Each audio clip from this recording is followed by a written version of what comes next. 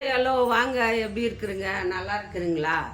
இன்னைக்கு அஸ்வினி சீக்ரெட் சமையலில் நம்ம சூப்பரான ரேஷன் அரிசி வச்சு தாங்க ஒரு டிஷ் பண்ண போகிறோம். ஒரு ஸ்வீட்டு. எல்லார் வீட்லேயும் ரேஷன் அரிசி இருக்கும். ரேஷனில் போடுற அரிசி பச்சரிசி தான் எடுத்துக்கிறேன் பாருங்கள். ரேஷன் அரிசி பச்சரிசி ரொம்ப நல்லாயிருக்கும். இது பாருங்கள், நல்லா அரிசியை க்ளீன் பண்ணி கழுவி காய வச்சு எடுத்துன்னு வந்துக்கிறேங்க. அரிசியை வந்து கழுவி காய வச்சு கழுவிட்டு நல்லா காய வச்சு எடுத்துக்கோங்க அரிசியை. இதில் தான் நம்ம ஸ்வீட் பண்ண போகிறோம். ரொம்ப டேஸ்டியான ஒரு ஸ்வீட்டு. பாருங்கள், கப்பு அளவு எடுத்துக்கோங்க கரெக்டாக. நம்ம ஒரு கப்பு பச்சரிசி எடுத்துருக்குறோம், ரேஷன் அரிசி. அதை ஒரு கடாயில் போட்டு நல்லா வறுத்துக்கலாம். கடாயில் போட்டு நல்லா வறுத்துட்டு நம்ம வீட்டில் இருக்கிற பொருளை வச்சு தான் பண்ண போகிறோம். ரொம்ப கஷ்டமான வேலை எதுவும் இல்லை. இந்த அரிசியை வந்து நல்லா வறுத்துடுங்க.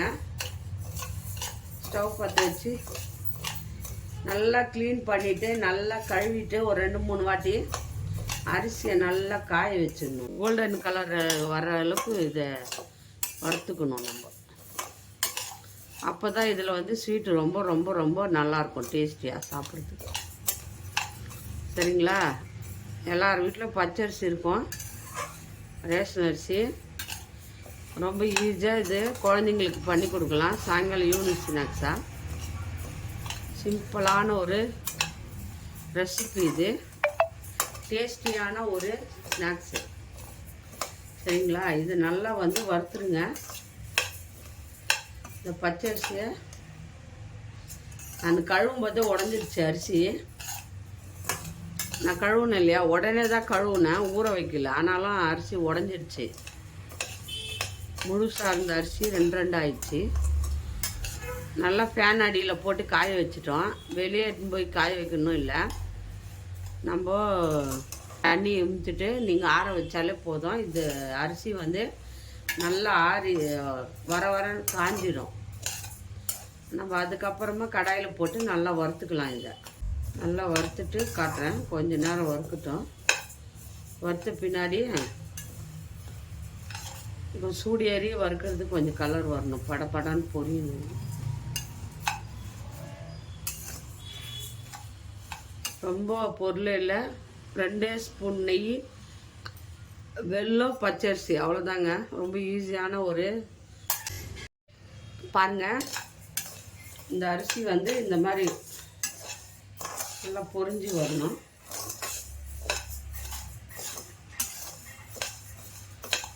நல்லா பொரிஞ்சு வந்த பிறகு ஆஃப் பண்ணிவிட்டு கொஞ்சம் நேரம் ஆற வைப்போம். ஆற வச்சு மிக்ஸி ஜாரில் போட்டுக்கணும். ஒரு 5 நிமிஷம் கைவிடாமல் வறுத்துக்கோங்க. இது போதும், இவ்வளோ வறுத்தா போதும். இது ஆஃப் பண்ணிவிட்டு நம்ம கொஞ்ச நேரம் ஆற வச்சுப்போம். பாருங்கள், ஏலக்காய் பொடி இருந்தால் போட்டுக்கோங்க, இல்லைன்னா ஏலக்காய் போட்டுக்கோங்க. இந்த அரிசிலையே பாதாம், முந்திரி எது இருந்தாலும் போட்டுக்கலாம். நான் முந்திரி போட்டுக்கிறேன். நல்லா இதுலேயே பாருங்கள், முந்திரியும் ஏலக்காவும் போட்டு இந்த சூட்டில் ஆறட்டும். நல்லா சூடு ஆறின பிறகு நம்ம மிக்ஸி ஜாரில் இதை நைஸ் பவுடராக பண்ணிக்கணும். சரிங்களா? நல்லா ஆறட்டும். பாருங்கள், ஒரு கப்பு வச்சுக்கோங்க. பாருங்கள், ஒரு கப்பு நம்ம அரிசி எடுத்தோம், பச்சரிசி. அதே கப்பில் வந்து நம்ம 1 கப்பு வெல்லம் எடுத்துக்கலாம். 1 கப்பு வெல்லத்துக்கு நம்ம கொஞ்சமாக தண்ணி ஊற்றிக்கணும், ரொம்ப தண்ணி ஊற்றக்கூடாது. வெறும் பாகுபாதம் எல்லாம் இல்லை, வெல்லம் கரைஞ்சால் போதும். அதுக்கு இது கொஞ்சமாக தண்ணி ஊற்றி நம்ம கரைச்சிக்கலாம். பாருங்கள், தண்ணி கொஞ்சோண்டு ஊற்றி நம்ம வெல்லத்தை கரைச்சிக்கலாம். பாகுபாதெல்லாம் ஒன்றும் இல்லை. ஸ்டவ் பற்றி வச்சு வெல்லம் கரையட்டும். அதுக்குள்ளே நம்ம இந்த அரிசி இருக்கு இல்லையா, அரிசி பொடி பண்ணி நைஸாக அரைச்சிட்டு வந்துடுவோம். வெல்லம் கரையிறதுக்குள்ள பாருங்கள், வெல்லம் வந்து கரைஞ்சிடுச்சு. கரைஞ்சால் போதும். வெல்லம் வந்து பாகுபாதெல்லாம் ஒன்றும் கிடையாது. இது கரைச்சிட்டு ஒரு பக்கம் எடுத்து வச்சுக்கோங்க. அப்புறம் வடிகட்டிக்கணும். இது மண் இருக்கும், வடிகட்டுறதுக்காக அப்படியே எடுத்து ஒரு ஓரமாக வச்சுருங்க. அதே கடாய் வச்சுக்கோங்க. அரிசி எடுத்து நம்ம மிக்ஸி ஜாரில் போட்டு நல்லா நைஸாக பொடி பண்ணிக்கோங்க. அரிசியை பாருங்கள், அந்த நம்ம ஒரு கப்பு அரிசி எடுத்தோம், அதே கப்பில் ஒரு கப்பு வெல்லம் எடுத்தோம், அதே கப்பில் 2 கப்பு தண்ணி ஊற்றிக்கோங்க. அதே கப்பில் தண்ணி ஊற்றிக்கோங்க. தண்ணி கொஞ்சம் சூடாகட்டும். இந்த தண்ணி சூடான பிறகு நம்ம அந்த மிக்சியில் அரைச்ச அரிசியை நல்லா கலரிக்கணும். கொஞ்சம் நல்லா கொதிக்கட்டும். பாருங்கள், தண்ணி கொதிக்குது. இப்போ வந்து நம்ம அரைச்சி வச்சோம் இல்லையா, பாருங்கள், ரேஷன் அரிசி, வறுத்த அரிசி நைஸாக அரைச்சி வச்சுக்கிறோம். அதை இதில் போட்டுக்கிறோம். கட்டி இல்லாமல் கலரிடுங்க. கட்டிகள் இல்லாமல் இதை நல்லா கலருங்க.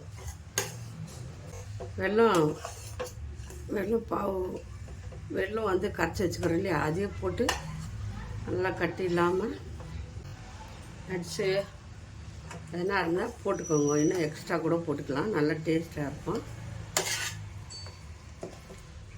கட்டி இல்லாமல் நல்லா மெதுவாக மிக்ஸ் பண்ணுங்கள்.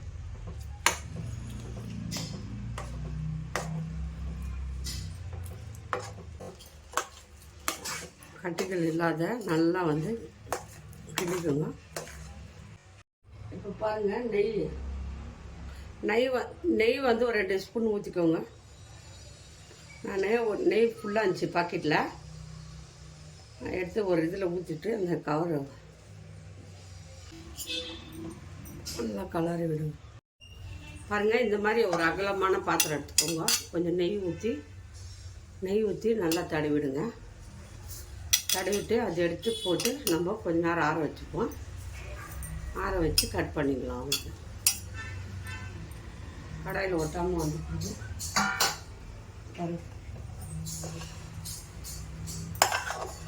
கடாயில் ஒட்டாமல் வருது. இப்போது எடுத்து ஆற வச்சுப்போம். நம்ம வந்து சூப்பராக இந்த மாதிரி ஒரு அகலமான ஒரு இது பிளேட்டில் ஊற்றி வச்சுருங்க. சில்லுன்னு ஆறிடுச்சு. இப்போது நம்ம இதை எடுத்துக்கலாம். பாருங்கள், இப்படி கவுத்து போட்டு எடுத்துடுங்க. ஆஹா, சூப்பராக வந்திருக்கு பாருங்கள், நல்லா. இப்போ இதை நம்ம கட் பண்ணிக்கலாம். இந்த மாதிரி போட்டுக்கோங்க.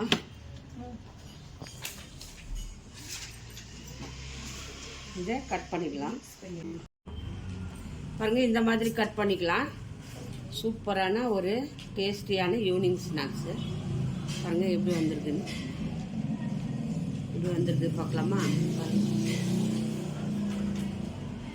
அப்பா, நல்லா வெந்திருக்கு. செம்ம டேஸ்டியான, வீட்டில் செய்யலாம். ஆஹா, ரொம்ப டேஸ்ட்டாக இருக்குங்க. ஸ்நாக்ஸ் செஞ்சு கொடுத்தீங்கன்னா உடனே தட்டெல்லாம் காலி ஆகிடும். அவ்வளோ நல்லாயிருக்கு. யாருமே மிஸ் பண்ணாமல் வீட்டில் செய்யுங்க. ரேஷன் அரிசி நம்ம வீட்டில் எல்லார் வீட்டிலும் இருக்கும். அதை நீங்கள் நான் இதில் எப்படி செஞ்சேனோ அதே மாதிரி செய்யுங்க. ரொம்ப டேஸ்டியாக வரும். மிஸ் பண்ணாதுங்க. இது செஞ்சு சாப்பிட்டு பார்த்துட்டு எப்படி வந்துச்சு சொல்லுங்கள். யார் யாருக்கு இது பிடிச்சிருக்கோ அவங்க லைக் பண்ணுங்கள், ஷேர் பண்ணுங்கள், கமெண்ட் பண்ணுங்கள். மறக்காத அஸ்வினி சீக்ரெட் சமையலை சர்ப்ரைஸ் பண்ணுங்கள். நம்ம இன்னொரு டிஷ்ஷில் பார்க்கலாம். சூப்பர் டேஸ்டியான ஒரு ஸ்வீட்டு ஸ்நாக்ஸ்.